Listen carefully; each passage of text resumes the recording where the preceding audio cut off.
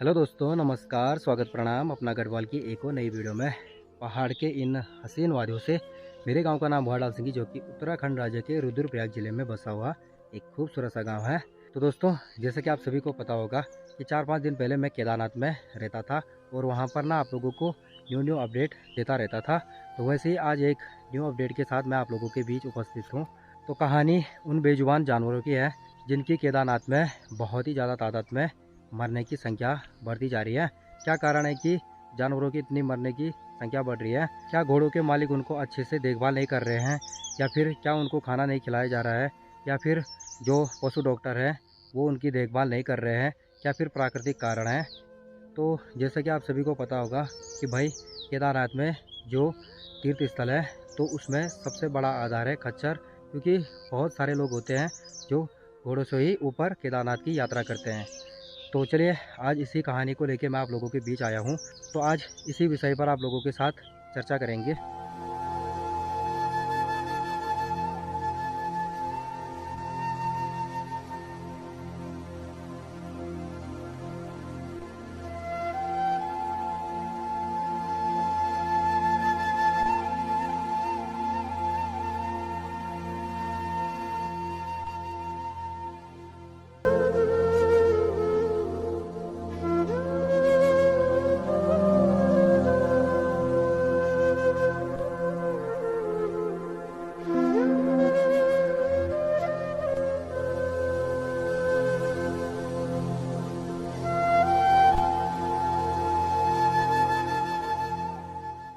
केदारनाथ यात्रा में जब एक के बाद एक तीर्थयात्रियों की मौत शुरू हुई, तो उसके बाद न ही राज्य सरकार, मुख्यमंत्री, मुख्य सचिव, पीएमओ तक ने संज्ञान लिया और यात्रा को व्यवस्थित करने में कहीं कदम उठाए।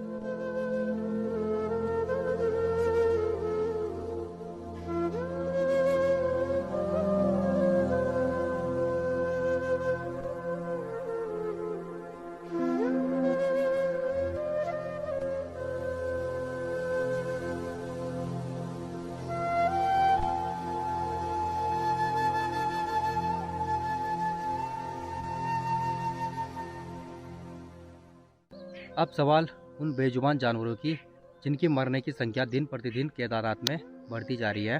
तो क्या कारण हो सकता है जिस वजह से यहाँ पर घोड़ों की संख्या दिन प्रतिदिन मरने की बढ़ती जा रही है? तो सबसे पहले यह है कि यहाँ पर घोड़ों की संख्या बहुत ज़्यादा मात्रा में हो चुकी है। और साथ ही यहाँ पर क्या है कि जो मालिक लोग रहते हैं ना, तो वो नीचे गौरीकुंड में ही रहते हैं और उनके चेले चपाटे क्या होते हैं कि उनके घोड़े चलाते हैं। इस वजह से क्या है कि वो तो रास्ते में दौड़ा दौड़ा कर और भगा भगा कर उनको ऊपर ले जाते हैं। बाकी अगर जो मालिक अपने घोड़ों को चला रहे हैं ना, तो वो धीरे धीरे करके, आराम करके, रास्ते में रुक रुक करके जाते हैं ना, तो वो घोड़े अभी तक सही सलामत दिख रहे हैं। और जो मालिक लोग अपने घोड़ों के साथ चलते हैं ना, तो वो एक ही राउंड मारते हैं। तो जो मालिक नीचे ही रहते हैं और अपने चेले चपाटों को ऊपर घोड़ों पर भेजते हैं ना, तो वो क्या है कि दिन में एक नहीं बल्कि दो दो तीन तीन राउंड मारते हैं। तो इस वजह से भी घोड़ों की मरने की संख्या ज़्यादा बढ़ रही है। और साथ ही यहाँ पर उनका खान पान भी अच्छे ढंग से नहीं चल रहा है। जिस प्रकार से गाँव में उनका खान पान रहता था, जैसे चारा वगैरह हो गया और जो भी घर का खान पान रहता है, बाकी यहाँ पर उनको केवल गुड़ और चना ही मिलता है और साथ ही हल्की मात्रा में घास मिलता है।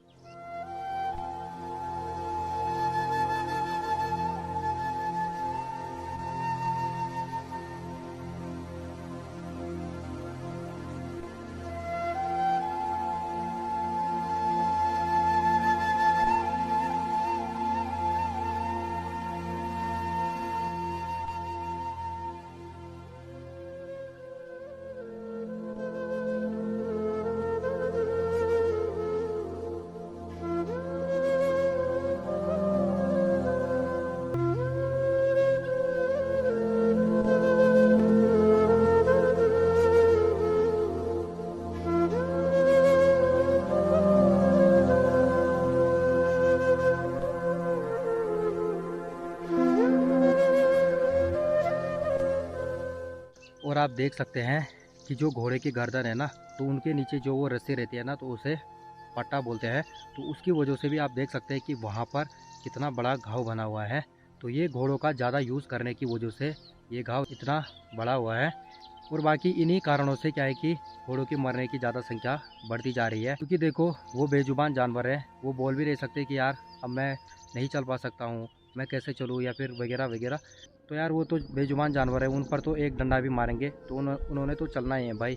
तो इसी का फ़ायदा उठाकर कई लोग उन्हें मजबूरन चलाते जाते हैं। तो जब वो रास्ते में चलते चलते अपनी हिम्मत हार जाते हैं, तो ऐसे ही रास्ते में साइड में मरे हुए पड़े रहते हैं। तो इन्हीं कारणों से भी ना घोड़ों की ज़्यादा मरने की संख्या बढ़ रही है।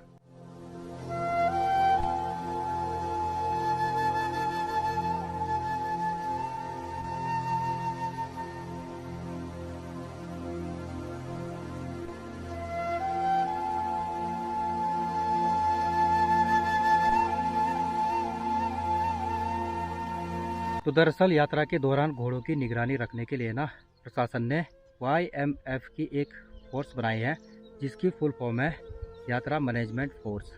तो इसका मेन उद्देश्य यह है कि कोई यात्रियों से ज़्यादा पैसा तो नहीं वसूल रहा है, यात्री पर्ची कटा के जा रहे हैं या फिर नहीं जा रहे हैं, या फिर रास्ते में जो घोड़ों को तेज़ चलाते हैं उन पर निगरानी रखने के लिए ये फोर्स की गई है। तो यार 16 किलोमीटर की इतनी बड़ी यात्रा में यात्रा मैनेजमेंट फोर्स लगाना पॉसिबल नहीं है, तो इसलिए किन्हीं चुनिंदा जगहों पर ये फोर्स लगाई गई है। तो ये जो फोर्स रहती है ये एक तो भीमबली में है और दूसरा बड़ी लिंचोली में।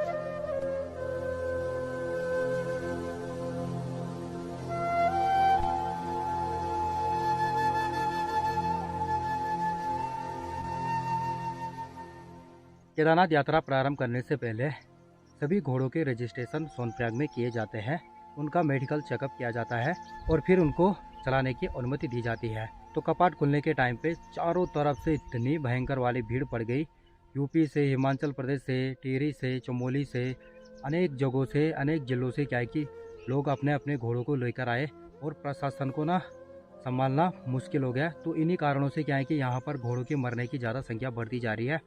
बाकी ज़्यादातर कारण यही है कि घोड़ों को तेज़ चलाया जा रहा है और उनका खान पान पर ज़्यादा ध्यान नहीं दिया जा रहा है। तो इसी वजह से क्या है कि घोड़ों को गैस समस्याएं हो रही है, पेट दर्द की समस्याएं हो रही है। तो ज़्यादातर इन्हीं समस्याओं की वजह से घोड़े यहाँ पर मर रहे हैं। अगर इन सभी चीज़ों का अगर मालिक लोग ध्यान देंगे तो घोड़ों की मरने की संख्या कम हो सकती है। अगर जिन भी घोड़ों को ज़्यादा समस्याएं होती हैं या फिर पेट दर्द होता है, गैस समस्या होती है, तो केदारनाथ में भी पशु अधिकारी है और नीचे लिंचोली में भी पशु चिकित्सा है और गौरीकुंड सोनप्रयाग में भी पशु चिकित्सा है।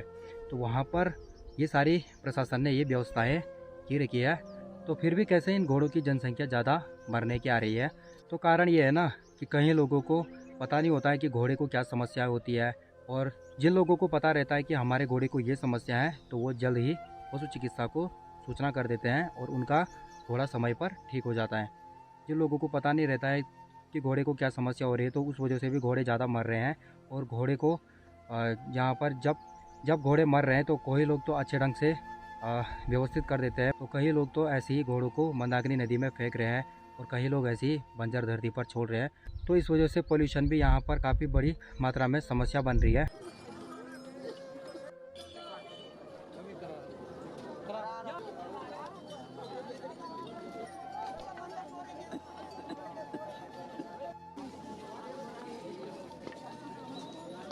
पशुपालन विभाग की माने तो यहाँ पर पिछले साल 134 घोड़ों की मौतें यहाँ पर हुई है और इस साल 2023 में भी यहाँ पर एक महीना हो चुका है और यहाँ पर दिन प्रतिदिन क्या है कि घोड़ों की संख्या फिर भी मरने की बढ़ती जा रही है।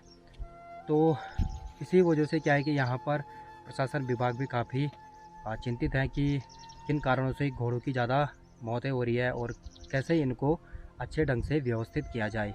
बाकी सोनप्रयाग में घोड़ों की रजिस्ट्रेशन काउंसलिंग होने के बाद वहाँ पर कुल संख्या 5000 थी घोड़ों की, और किन्हीं लोगों के लाइसेंस रद्द होने के कारण कुल संख्या उसके बाद 4000 हो गई थी। बाकी जब आप लोग यात्रा के दौरान रास्ते में चलते रहोगे तो आप लोगों को लगेगा कि ये 4000 ही नहीं बल्कि 8-10 हज़ार घोड़ों की संख्या होगी यहाँ पर। और एक खास बात मैं घोड़े खच्चर वालों को कहूँगा कि कृपया आप लोग घोड़े खच्चरों को अच्छे ढंग से व्यवस्थित कीजिए और उनकी केयरिंग अच्छे ढंग से कीजिए। देखो, ये सवाल केवल उनकी केयरिंग के लिए नहीं है, बाकी घोड़ों खच्चरों की वजह से आपकी आजीविका का भी विकास हो रहा है और साथ ही आपके परिवार का भी पालन पोषण। तो इन्हीं चीज़ों को मद्देनज़र रखते हुए आप लोगों को उनकी केयरिंग करनी चाहिए अच्छे ढंग से। बाकी दोस्तों, आप लोगों को ये वीडियो कैसी लगी होगी? आई होप कि अच्छी ही लगी होगी। अगर वीडियो अच्छी लगी तो वीडियो को लाइक करना, शेयर करना, सब्सक्राइब करना। दोस्तों, सब्सक्राइब तो ज़रूर कर देना यार, क्योंकि आपको आने वाले ऐसी वीडियो मिलती रहेंगी। तो बाकी मैं मिलता हूँ आपको अगले किसी नए टॉपिक के साथ है, नए पहाड़ी वीडियो के साथ। तब तक के लिए बाय बाय।